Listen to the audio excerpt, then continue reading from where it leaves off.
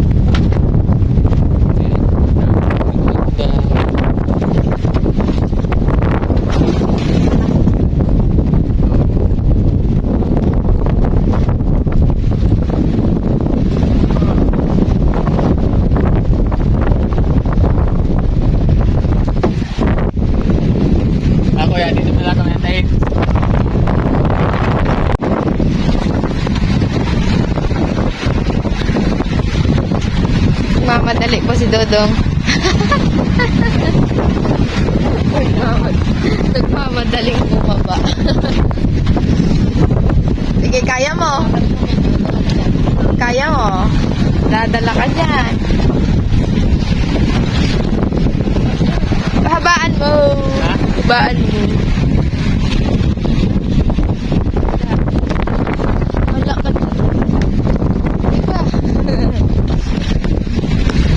Mababasa. Ay, dyan. Ang kawa ka naman.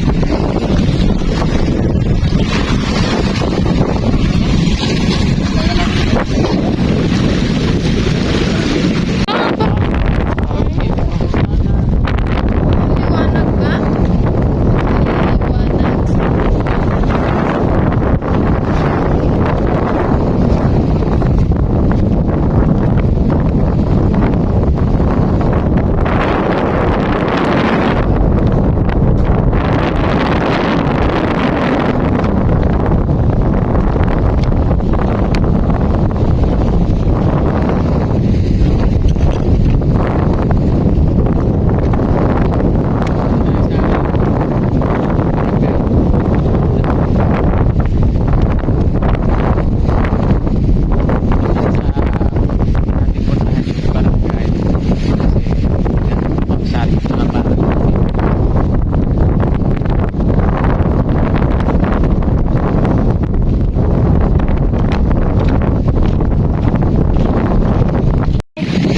Tayo dito kay nanay.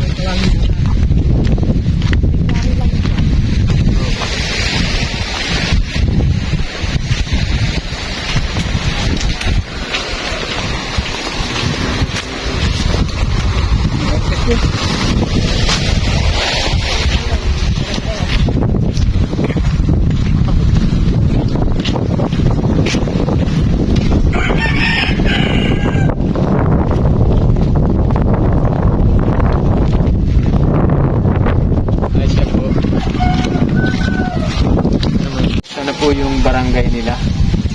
So, kaya muna tayo, layo pa lang po.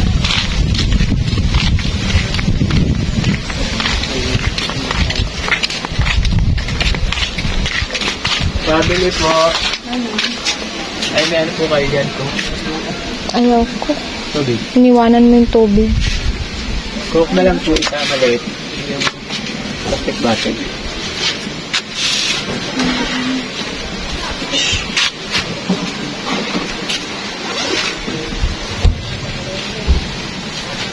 Ay, 100.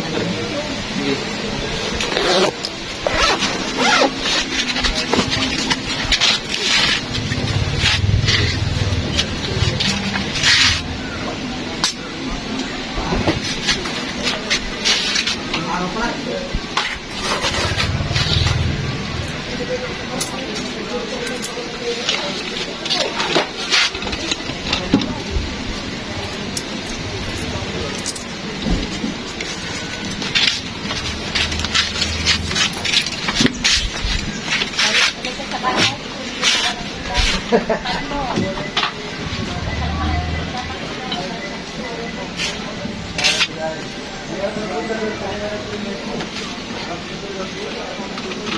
May tao po kaya dyan sa barangay? Noong mga dyan nag-duty. Wala po? Ayan, hindi nag-duty ko ba? Ma-eleksyon na yata. Ba't maano ka sana kayo? Ano lang po sana, mapa-assist. Ay, saan kagawad yun ah? Ay, Kagawad yun. Dahil may dalang plato, kagawad yun. Andiyan siguro siya sa bahay dyan. Ano, kagawad yun. kailan nga bang butuhan? October 30. At habang nag-aantay nga kami sa isang kagawad, ay nagsimula na akong magtanong kay nanay.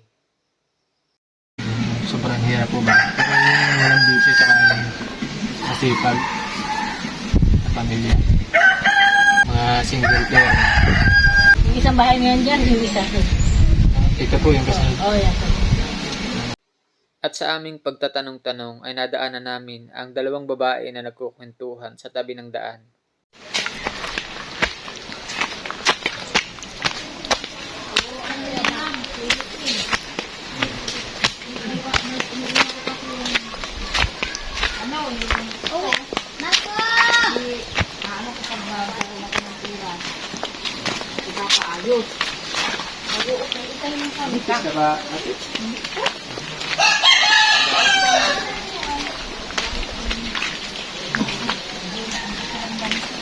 Nadaanan po natin sila natin dun sa nakatambay.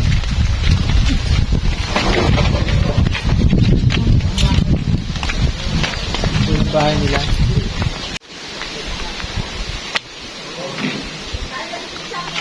Nagmaritesan kami kanina natin Mary Ann doon sa daan. Sabi niya, meron daw siyang 6 na anak. Tapos yung asawa daw niya, may sakit sa baga, tubig sa baga. May trabaho minsan, pero madalas wala. Kahit una ko pati ang bahay. Sa mga anak ko, hindi ako magpapagod ng mga gamit. Kasi nga sir, pang-allowance ng mga bata. Dati, nung hindi pa sila nag-high school, nakakaluan. Maganda pa po ng pahuli ng isda. Sa ngayon, mahina na po ang pahuli ng isda. Tapos, may high school na po ang kahit nga bahay, hindi na namin iniintindi. Kasi problema yung ang priority ko talaga ng paaral.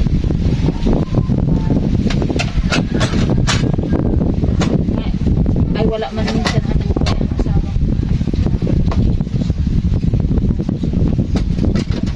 Ay, ikaw ate, wala kang sideline dito? Dati po, kasambahay ako. Kaya lang mababa ng Ito po, anak mo. Oo, yan dalawang yan. Ayan. Nakukulit. Hindi, nagpasok. Wala kong pasok sila. At may teacher's day po dito ngayon.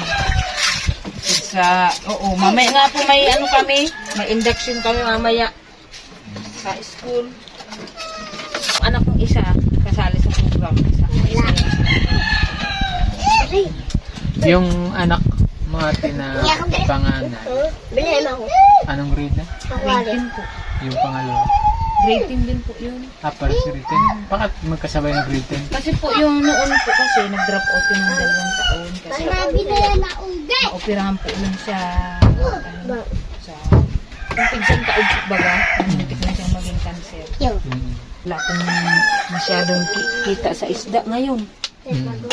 May sarili kayong bangka? Maliit lang po ang bangka namin pero hindi naman po yun talaga totally pinangingisdaan niya kasi laborer lang nga po siya. Nakikisama-sama lang po siya sa pangingisda kasi wala naman po siyang sarili. Katulad po ng lambat, wala po siyang sariling lambat. O, yung bangka niya naman po na yan, maliit lang po. Parang ginagawa lang po namin na minsan pag may meeting sa school. Lara po yung dalawa kong anak na. Paano yung balikan nila? Hindi po, nag-boarding po sila. Magkano yung monthly nun? Ang monthly po nila ay 500. Tapos, kuryente pa po noon. Eh, sa katunayan po, nagbabayad po kami doon minsan pag naka-ano po kami doon. Kasi po, member po ako ng Fortis. Pero ang covered lang po, ang beneficiary po lang po ng Fortis, yung dalawa kong maliit. Ito, dalawa. Opo. Pero yung mga high school po, hindi po yung kasali. Ayan. Nagtago si ate. Ay, makapapansin yung mga kaibigan yung bubong ng bahay ni ate. Ano ha, ate? Mary Ann po. Mary Ann. Butas-butas na. Talaga private ako paaral talaga kasi. Pag umalis sila dito sa akin, may ano sila kahit yung paano. Ilang taon ka na pala? 43 po ako. Si... Yung asawa ko po ay 68. Wow. Senior na po siya. May nakukuha na siya sa senior. May pension po siya pero ika-anim na buwan naman po yun. Magkano lang naman po, 3,000. Ay kung nagme-maintenance po yun ang gamot, di walang-wala. Karamihan po talaga nabubuhay na lang kami sa utang. Oo, maano talaga tayo pag ano, sa utang, mababaon tayo lalo pagka kailangan kasi natin ano. Kasi yung sa mga anak ko, tipid na po yung sir sila. Ang gawa niya nila sa tuwing ano pa baon nila sa school, dalawa po sila minsan. 400 pesos lang yan. O, pag sabi ko hanggang 400 lang ako anak, pero may bigas na po sila doon. Yan po ang pang ano nila, pang ulam nila sa tanghali, ulam nila sa gabi. Tapos sa maga, nabili na lang po sila ng pansit. Kumbaga, 50 ang isang araw nila. Pag wala na po sila nung 200 nilang yun, uwi na po sila. Kasi wala na po akong maidadagdag. Kung tutuusin po, dapat po 500 yun, tigtuto sila. Ganun po sila katipid sir. Ano ba sila, lalaki, babae? Babait lalaki po. Mabait lalaki. Panganay mo babae? Lalaki po. Lalaki, pangalawa yung babae. Tapos, katulad nito na malakas yung dagat, hindi makalaot. Wala kayong ibang pagkakataan, hindi ka nagtitinda-tinda man lang dito. Wala po sir. Kasi minsan po dito, kung wala din po kami, wala din po ang kapitbahay namin. Pag nagtinda ka naman po, wala man din po sila pambili. Karamihan naman po ito. Yung kasi yung ano dito sa Yung po isla. ang ano dito sa amin. Maganda lang po dito pag maganda ang kita. Pero karamihan po dito sa amin para po may ano sa kanilang mga pangailangan po talaga. Kasi karamihan po talaga dito halos wala po. Maganda lang po dito yung may nyugan, may galawan, tapos may sarili talaga silang bangka. Pero kayo, wala kayo. Pero wala po talaga. Wala po talaga kami. Kahit po magtanong po kayo dito, wala po talaga kami. Kaya kita naman po maganda sa Nadaanan namin sila kanina. Tapos, sabi niya ate kanina, nag-uusapan niyo kanina. tungkol nga po dun sa kung saan kami makagakuha ng ano niyan sa may mga katungkulan po baga para sa kanya naman sa lambat. Kami naman sa ako yun na ako maisip ng lambat kasi wala naman din ako ng ang ibibigay lang naman ng bagabi lambat lang saka yung nylon. Yung tingga po nun, ang mahal po ng tingga, yung pampalugtog po nun. Nabili din silang tingga, pero Saan kayo mahingi sana? Sa Kilamayo po sana. Ay, pero matagal kong process yun. Si ate, ang hiningi sana ay ano? Lambat. panty Ikaw sa naman. akin. Pangbububong sa bahay namin kasi nga po, tingnan mo. Alam niyo po sir, pag Kasi ano ba, kami dito kami sariling natutulog ano. mag-asawa. Wala kami Iba ko sariling mga anak doon at yung panghanap. dalaga ko man sa kwarto. Pag nag-ulan na yan, shower na yan dyan. Alis na kami, doon punta sa loob. Tapos minsan may shower din sa loob. O nakasiksik, sinisipti lang namin yung mga bata. Ano ba yung pambubong niyo, pawid? Pawid po ito, sir. Mga ilang daang pawid yan? Ano po kasi, 300 na pawid ito dito lang po. Ito. Pero pag doon na po, gusto ko po maglawak-lawak yan. Ay, kakain po yan siya ng 400. Kaya lang, wala. Nag-order nga po ako, wala pa man akong ibabayad. Sa ano? Magkano yung isang daang pawid? 1-1 po dito.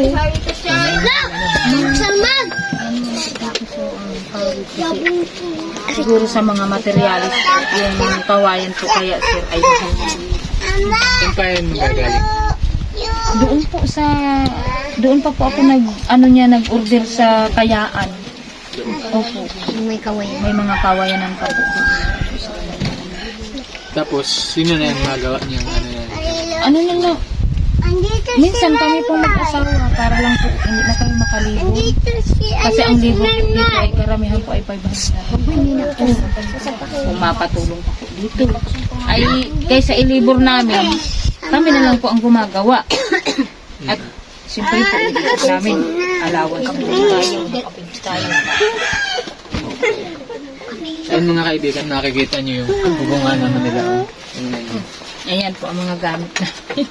Ayan, butas-butas nakita na yung langit, ang dami ng plastic. Dito sa bagsak na ano.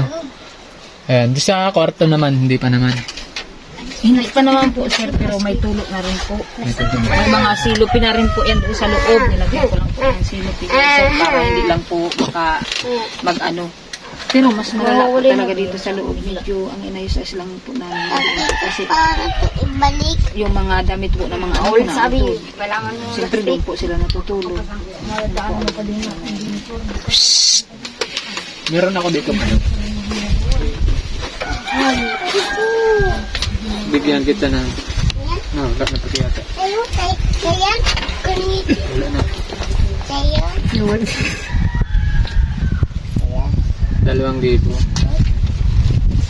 Galing po ito sa The Golden Heart Group. Eh, pili mo muna ng ng siguro mga awid para kahit malagyan lang itong Kalati. Yan, galing po yan sa The Golden Heart Group. Alam niyo po, sir, kanina yun ang pinag-uusapan namin ni Aileen. Bago ako tumungo doon sa baba, kinausap ko ang Diyos. Sabi ko, sana mapagtagumpayan ko ang lahat ng mga problema namin. Kasi, hindi ko po alam kung saan ako kukuha ng lahat. Hindi ko alam kung saan kami kukuha kasi yung asawa ko walang anak buhay. Ang mga iniisip ko naman yung sa linggo, saan ako kukuha ng allowance. Kaya napakabuti ng Diyos kasi nakatulong ito ng malaki sa amin. Mabudget ko ito ng pawid saka allowance sa mga anak ko. Kasi saka natiyan lang yung dala namin ngayon. Kaya salamat po sir sa inyo. Malaking tulong na po ito sa amin sir. Ma'am, salamat po ma'am. Kasi nakatulong kayo sa katulad namin. Makikita niyo naman po doon. Ay, sir na siguro kung magpupunta lang dito ang may mga katungkulan, makikita nila ang sitwasyon namin dito. So, salamat po sa inyo. Ano pong group ninyo? Foundation ninyo. Pasalamat po ako sa inyo. Galing po yan sa The Golden Heart Group. Kanina pa kami nag-ikot kami doon. Naghahanap na kami ng mga bibigyan. Nakita naman kami doon. Hindi pa kami nagbigay doon. Ikaw yung nabigyan namin. Kaya maraming salamat po sa The Golden Heart Group. Si Ate Mary Ann. Mary Ann po yung nabigyan natin. Salamat po sa inyo.